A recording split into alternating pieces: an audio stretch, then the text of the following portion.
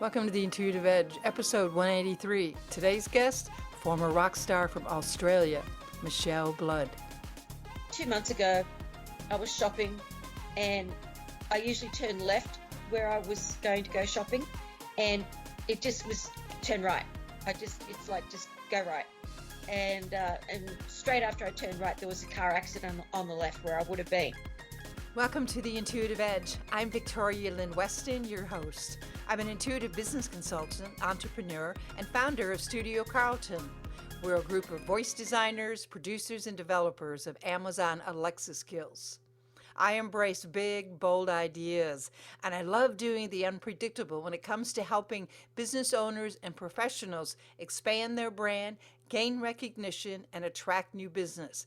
The future is here, and it's all about voice. Check out 𝗟𝗘𝗥𝗡.com. Today, my guest is Michele Blood, and her quote is, "The purpose of life is enlightenment." And I think that's so true. Michele Blood is a successful, multi-talented lady. In addition to creating magnet to success products and seminars worldwide, her public mystical success events have been held in over 26 countries with an audience as large as 50,000 people. Michele has co-written and created over 80 books, audio programs, TV shows, mind transformation, meditation, and more. She's appeared on hundreds of podcasts, radio shows in over 26 countries. Michele is also a former rock star in Australia. She was very popular, and then she had a tragic moment in her life that changed all that. Let's go connect with Michele Blood and find out her story. Michele, it's a pleasure to have you here on the Intuitive Edge. I'm gonna ask you, tell me a little bit about your backstory. Well, it's quite unique. Yeah, I started singing professionally at the age of 5 on TV, and then eventually I started quite a few different rock bands, and then I had a really good rock band, and we toured at one stage 7 years non-stop around Australia, and I was the lead singer, the manager of the band, one of the main songwriters. We ended up getting, a really good record deal with Time Warner, and did videos and toured with so many amazing people like Pretenders, In Excess, just so many big bands that would come out from different countries to tour Australia, and we'd be like their startup band until eventually we ended up getting, people doing that for us. And then one of the worst things you could possibly think of for a front singer who was like pretty outrageous on stage. I'd do handstands and jump up on the double speakers and anything to entertain. Yeah. And I had on my way home from a gig, it was a 12-hour drive. I was with the truck driver, and he fell asleep at the wheel. And as the passenger, when we hit a telephone pole, a lot of the musical equipment from the truck went into me. So I was probably not going to make it that night, to even. Well, I guess we should not be so light about it. You basically, after you were finished working one night, you had a near fatal car accident. So that was probably a major, major turning point in your life, and you live to tell about it today. So how long, when you had this accident, what happened from there? Did you have, by any chance, like an out-of-body experience, or were you in the hospital? Did you wake up in the hospital? Because, again, this was a turning point in your life and in your career. I was awake the entire time. Oh. And yeah, I never wasn't knocked just out. It was excruciating. At first, it was really weird. At first, I couldn't feel anything at first because I guess my body was in shock. And I had these really great leather Puss in Boots that go up to your thigh on. And I still remember the ambulance guy saying, "I'm going to have to cut these boots." And I says, "Oh, no, really? You don't have to cut them, do you?" And he said, "Yeah, I think so." And I could hear what they were saying on the way to the hospital. But the interesting thing is that we were right across the road from one of the best hospitals in Australia, North Sydney Hospital. And there happened to be, just these amazing surgeons on duty at the time. So it was pretty amazing. I had my pelvis was completely not just broken, but smashed. The hip bone cracked right through in 3 places. Oh, wow. All the bone, broken bone went into my bladder. And so one of the operations, just to get that out, was 17 and a half hours. And then I was in traction. It's just horrific. I was in the hospital for months and months and months. And they said, if you do survive, you'll never walk again properly. You know, and as a singer and a, you know, front person, I couldn't really get my grip around that, because I was like, you'd think you'd be really grateful that you're alive, but I wasn't. I was like, you know, kill me now. If I can't do what I love to do, what's the point of life? Because that's, you know, I as far as I was concerned, I was on my best journey of my life. I didn't die or anything while I was in the hospital, but since then I have gone through that stargate, since deep meditation. That happened many years later when I met an enlightened teacher, but we can talk about that in a little bit. But anyway, it was the worst and best thing that could ever have happened to me, was that car accident. And so after you were healing in that, and then obviously you were thinking about what you do from here. You obviously can still walk, and you healed from all that, but something happened. You decided to do something different with your skills, as opposed to going out becoming again the rock star that you were for several years. You decided to do things that had related to affirmation songs. Well, it's really weird how this happened. Was I couldn't move, so they kept putting on these cassettes of positive stuff, and I'd never heard any of it about seminars or motivational stuff, because I was motivated. Yeah, right. Already. You didn't need all that, right? Yeah, and so, but one of the, and I couldn't turn it off, you know, but it's really annoying when you're in a low vibration and people have got all this positivity and sunshine. They look like they're farting daisies. And it was really annoying to me, except one tape, the book from Napoleon Hill's Think and Grow Rich. There was an audio book, and I was listening to that, didn't want to listen to it, but I couldn't move to turn it off. And the one chapter of that book that said Napoleon Hill's little son, infant son, was born 100% deaf, 100% deaf, no hearing at all, no possibility of being able to hear. And this is a book that's written in the 1920s about successful entrepreneur, male businessman in America. What had that to do with a young female Australian rock singer? Nothing, except that chapter. He said he did these auto-suggestions, which we now know is affirmations, to heal his little infant son so he could hear. And so he went into his little boy's room every night for years and said, you can hear perfectly, you grow up strong, you're, you know, all these positive affirmations to this little boy. And the little boy ended up going to a normal hearing school by the time he was 4. He had 30% of his hearing. He ended up becoming this really wealthy entrepreneur in the hearing aid industry.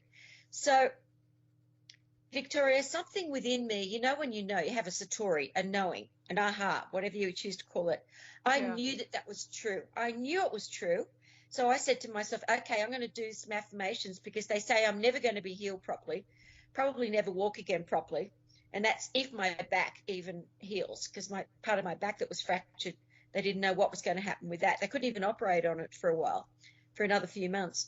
So I started doing, okay, I've got an affirmation, a positive statement you say about yourself, to yourself. You have to emotionalize it, and you've got to say it in the now as if it's already happened.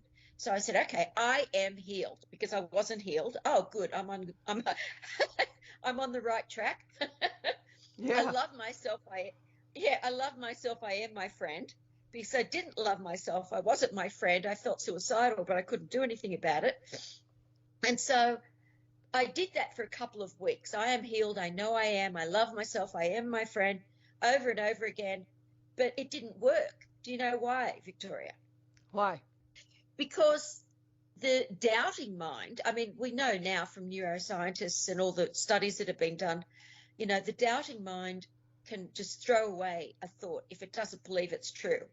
And that's why Napoleon Hill said you have to emotionalize the thought, the affirmation, for it to stay in the treasury of your subconscious mind and plant a new thought, because then the mind will work with your higher self and it will do what you've just told it to do. It will heal your body.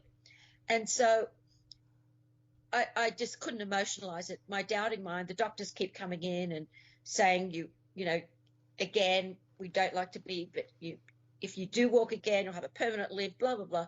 And they're just trying to be honest, because they've got to, I guess, be honest with the patients. But it was pretty hard news. So my doubting mind just didn't believe it, because these doctors knew what they were talking about and I didn't. But then lightning struck. I realized as a singer-songwriter, you can't get a song out of your head. That's why advertising agencies spend billions a year on jingles, because they know once you hear that song, you'll always associate that song with their product forever. Yeah. And that's why kids can learn their ABCs by singing them. So I thought, well, I'm going to try to sing it. I asked someone to put a blank cassette in and just put it on record, and I just started singing.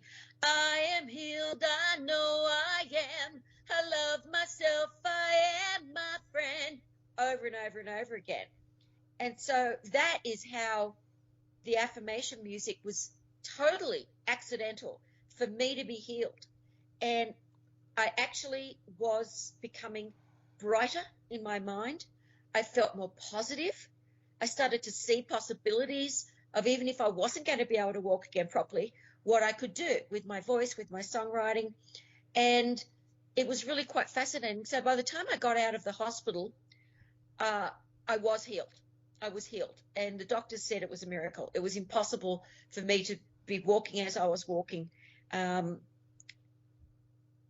anyway, so I went into the studio, just a little studio, and started recording and writing with a couple of musician friends, tons of different affirmation songs, just for us, for our success, for our happiness, having no intention of giving it to the public to listen to. They're not proper songs, they're affirmations, you know.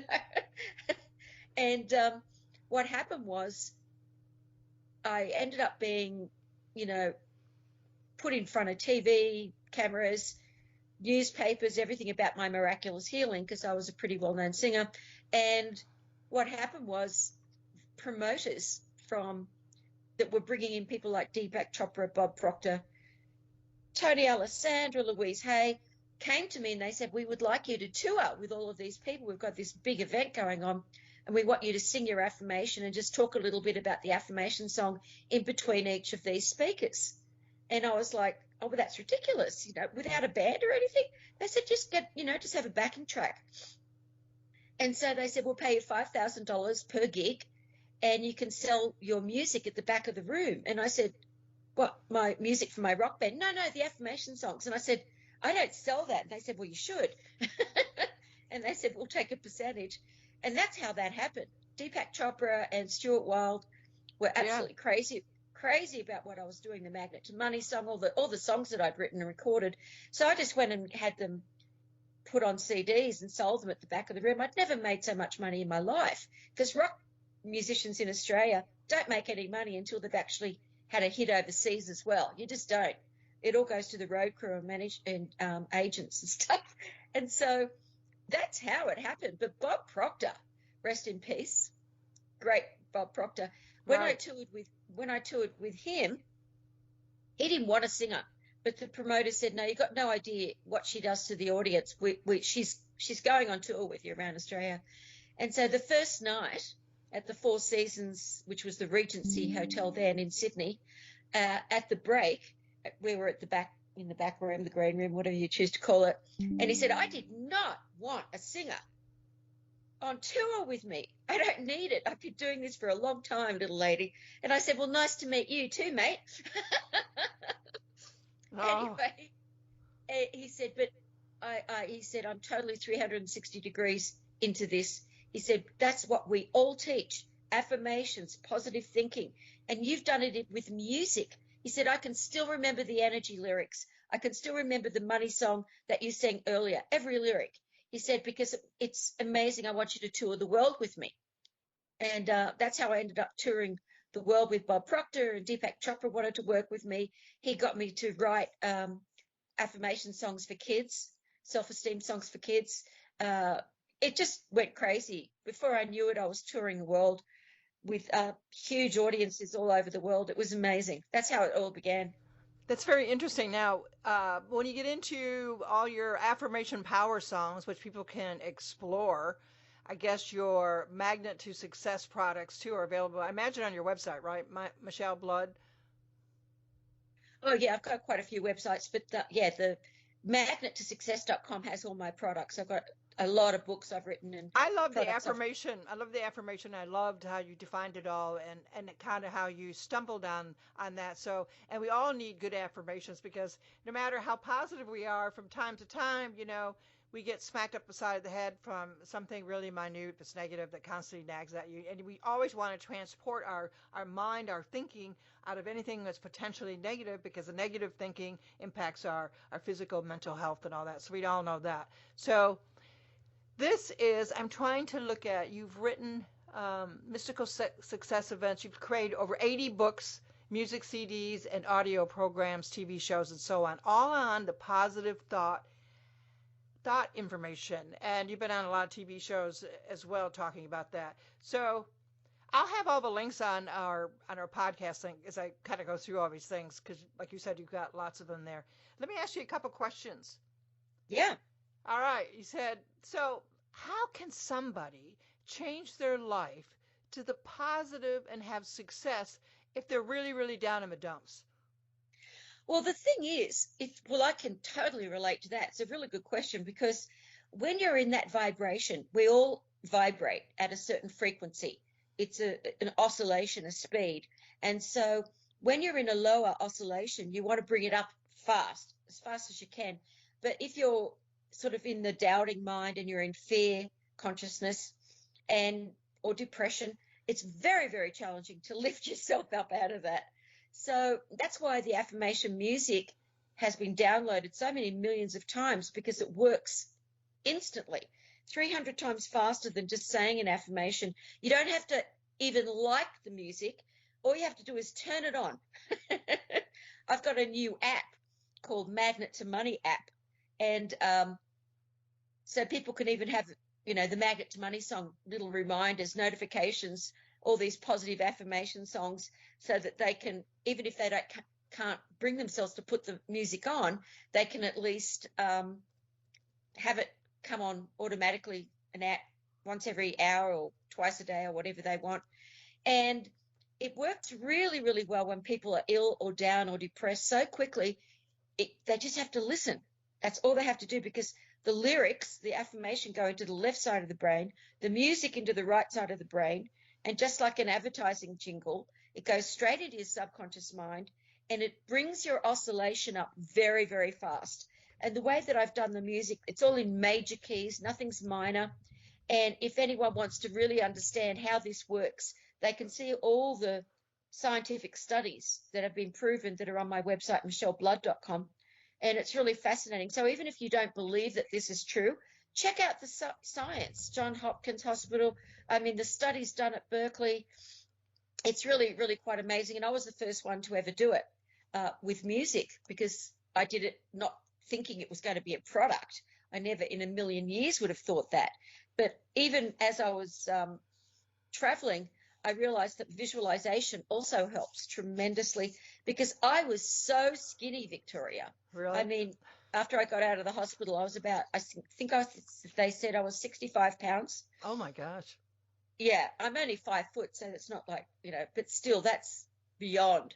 I couldn't even look in the mirror. I'd want to faint because didn't eat for months in that hospital. They'd had to, feed me with tubes and things. But anyway, so Kylie Minogue, another Australian singer, had a similar body that I had before my car accident.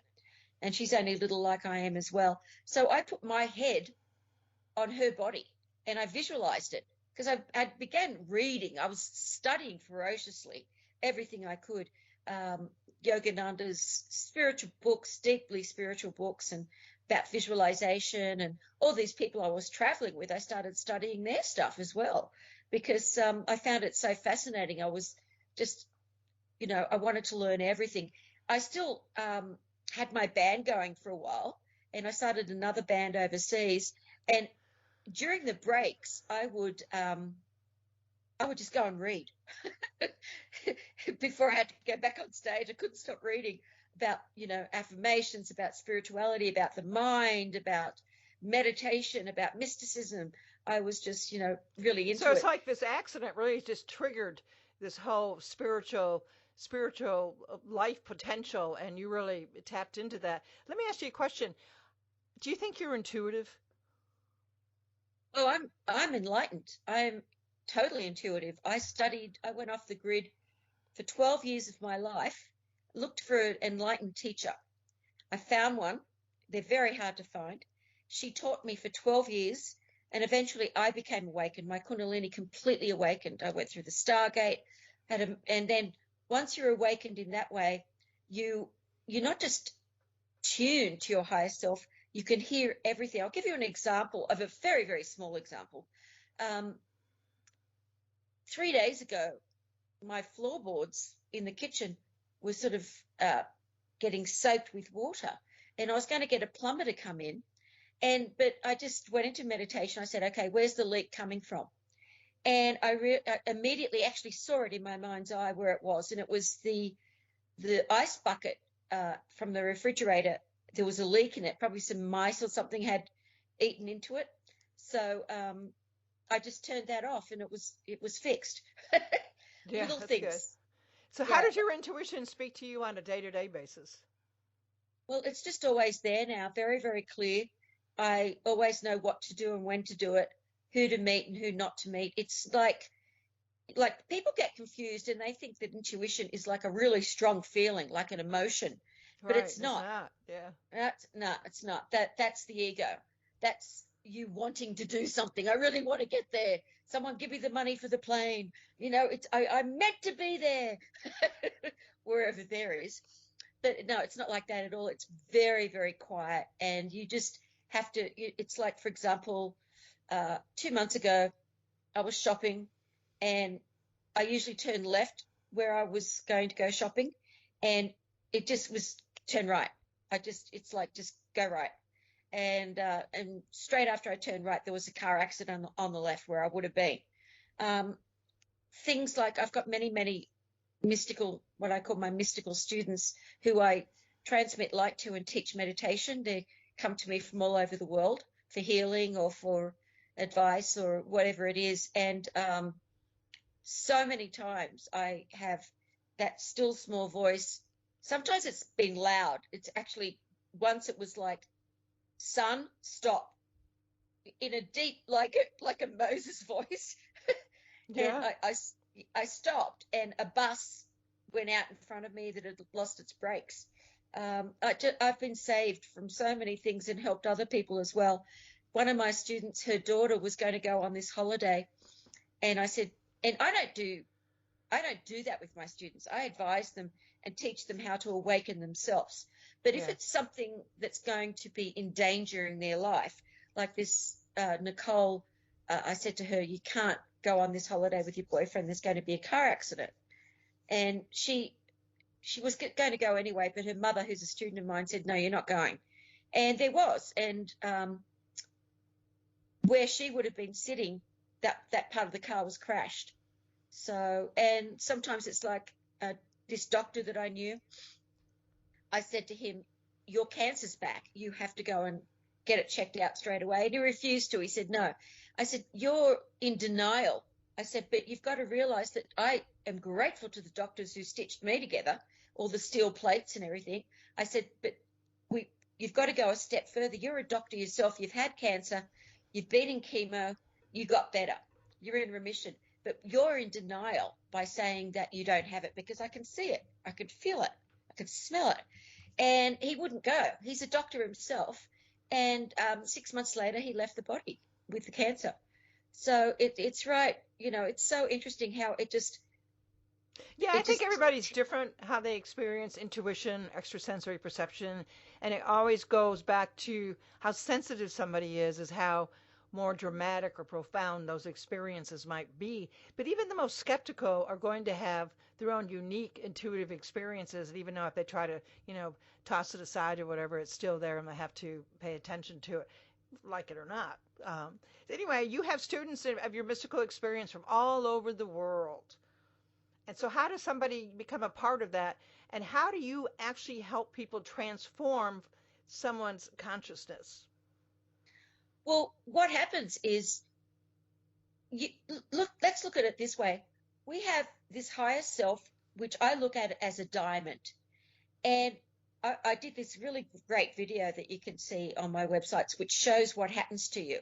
You've got this beautiful diamond, and what happens is like pieces get stuck on there, emotions, things from the past life experiences that you don't even remember, that block that diamond. And so people, when they don't feel intuitive or that they don't feel guided, it's because that diamond is blocked with all this sludge, lines of attention to things that keep you in the past or in the future, scared of the past, scared of the future, scared of not getting what you want or losing what you've already got. And so what the light does when it's transmitted, this is what happened to me when I first met my enlightened teacher. As she transmits that light, you feel it through your brain. It's like a tingling and waves coming through. And that light that's transmitted, she's in touch with God. So she's able to transmit light directly to your diamond, to your higher self, and speak to it. So when we're speaking to God or our higher self, and that's clogged, there's so many limitations because God, it's like you've got your higher self in jail, and it can't just go before you and prepare the way immediately because you can't hear it. You can't feel it. Because when you can feel it, your whole body is humming with the light. So the more that light is transmitted to a person, the more they become clear and they can start to feel that burst of light, of that humming that is intrinsically the most natural thing in the world, is for us to be one with that higher self and to be able to live through that co-creatively, but not as in duplicity, but as one. And so as the student gets the light transmitted to them, and they do the affirmations as well, because that also helps bring up their vibration. The higher the vibration, the more that sludge is going to start dissipating and, Wow. get off that beautiful diamond. So you can feel yourself. You can hear it. You know what to do and when to do it. When people are confused and they're not sure what to do, it's because they're clogged. That is clogged. And you've got to be able to clear that. Meditation is one of the highest ways of doing it. And I teach them how to meditate, and I help meditate them. I do what my teacher used to do for me and go into a lot of mystical explanations of what karma is, what enlightenment is, how it happens, what the chakras really are. So what that does, as we speak more and more and more to them about past lives and what's happening and who they truly are, immortal consciousness, something happens within them that sparks a memory, because everyone knows all of this unconsciously, but then they're reborn again and, oh, whoops, forgot it all again. Yeah, I know what you mean. And so, I do everything I can to spark that memory, to spark that satori, that knowingness within them, because people think that they know what enlightenment is or mysticism is because they've read a lot of books, but you don't know until you've had the actual experience. Knowing is having the experience, because you wouldn't go to a piano teacher who can't play piano. So, That's right. we have a lot of fun too, because one of the things that I know is when you're really in love with God, the light, whatever you choose to call your higher self, you are in a place of such irreverent humor as well. It's a joyful place. It's a place where, it's like Native Indians used to say, you think this world is real. It is not real. It's just a shadow of what the brightness of what reality really is. And I want everyone to see that, because otherwise they're suffering. You're either in that light or you're suffering, or you're in fear of something. And I don't want anyone to suffer when they don't have to. Can you please share your journey from affirmations to a full Kundalini awakening? Yeah. I mean, maybe define to us, what is a Kundalini awakening? Well, there's different types of experiences. at the base of our spine, there is what is called Kundalini. And what that is it's vibrating energy from the divine. And we have along the parallel to the spine, something called a 𝗟𝗓𝗓𝗓, which is like an ethereal tube that is blocked with all, like I said before, how you get blocked. And you have all these chakras that are along the spine. And they have to be ignited, because if they're not ignited, you can't ever be awakened. So the Kundalini, if you've got a teacher sending you light, you feel it through your brain, and that's like inviting the Kundalini to come up. And what the Kundalini does is, when you can actually see it, it's vibrating molecules of bubbles, like bubbles. It's vibrating, scrubbing clean the 𝗟𝗓𝗓𝗓, so that you can activate, so that it will, once it's reached the heart chakra, it will activate that.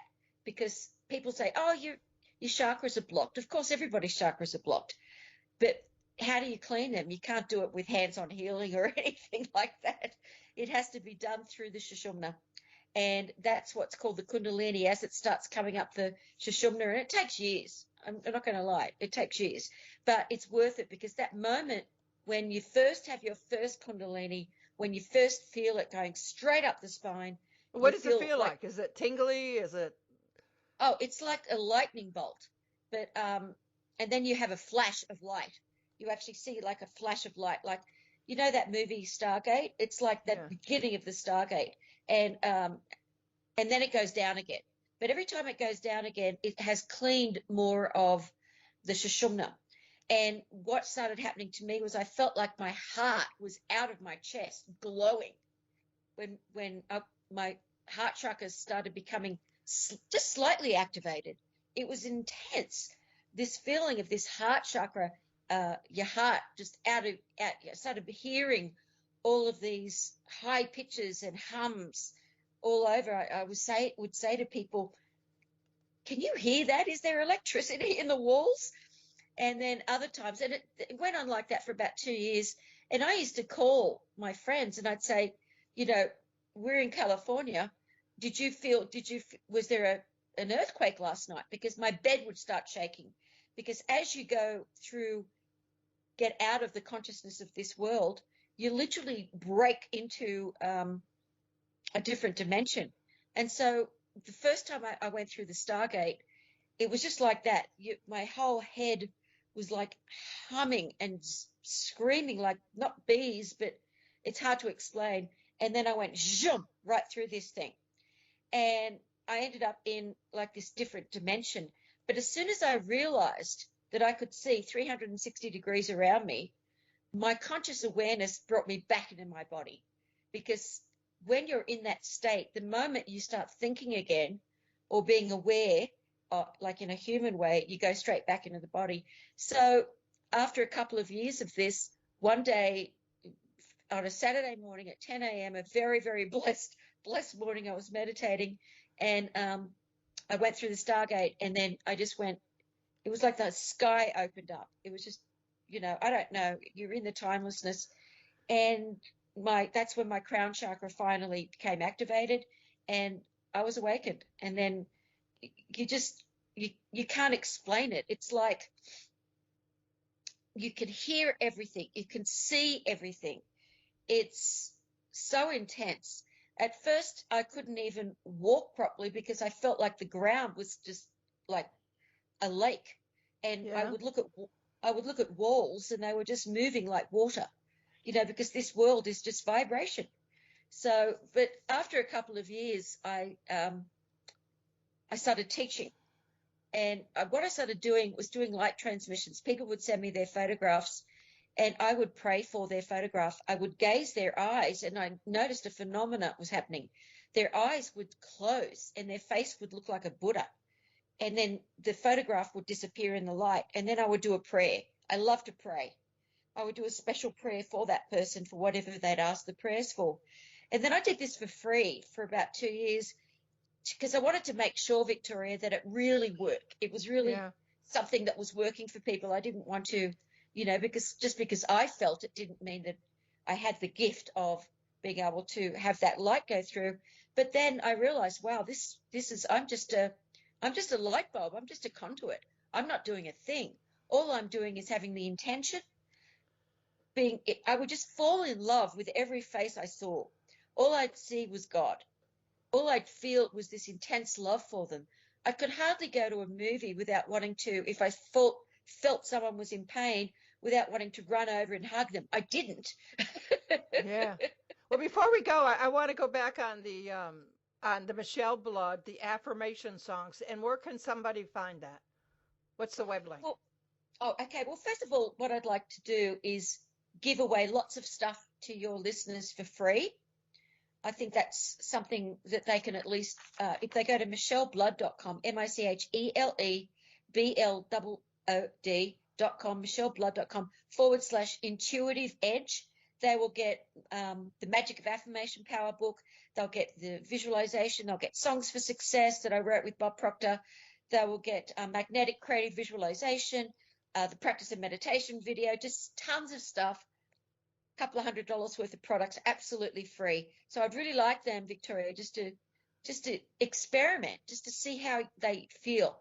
So I think that's exciting. So if you're interested in the positive affirmation songs and learning about all the other sort of consciousness and mystical experiences that Michele Blood has learned from her own near-death experience of a car accident and how she's evolved from that, you should go to Michele Blood, and that's Michele with one L, .com/intuitive edge. I'll also have the link in the show notes. All right, terrific. Michele, it's been an absolute pleasure to talk with you. I'd love to schedule another time because I think there's a lot more to talk about and that we can really dive in and dig deep into, one or two specific topics and really be able to pull out, some information and all of us sort of grow from it, while we're on a podcast. So I thank you for your time. I appreciate it very much. Thank you, Victoria. You're lovely. We hope you enjoyed the show today. The Intuitive Edge is sponsored by Studio Carlton. They're a group of voice designers, producers, and developers of custom Amazon Alexa skills. If you want to expand your brand, raise your visibility, and interact on a voice platform like Amazon Alexa, check out studiocarlton.com. The Intuitive Edge is produced by a team with Weston Media Group, LLC, Atlanta, Georgia.